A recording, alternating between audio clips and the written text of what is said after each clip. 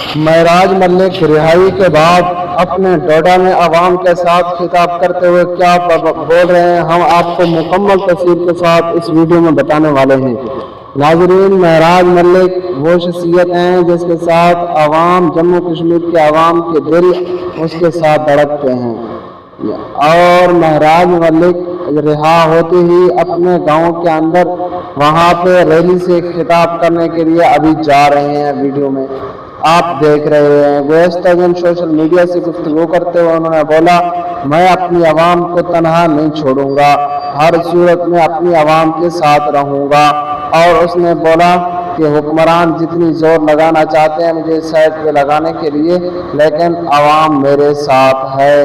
तो नाज़रीन, ये नई अपडेट्स हैं आज के कि महराज मलिक अपने रैली के साथ डोडा के अंदर जा रहे हैं आवाम से खिताब करने के लिए। तो नाज़रीन, ये एक मकबूल तरीन अवामी लीडर की हैसियत है कि अवाम उसके साथ होता है।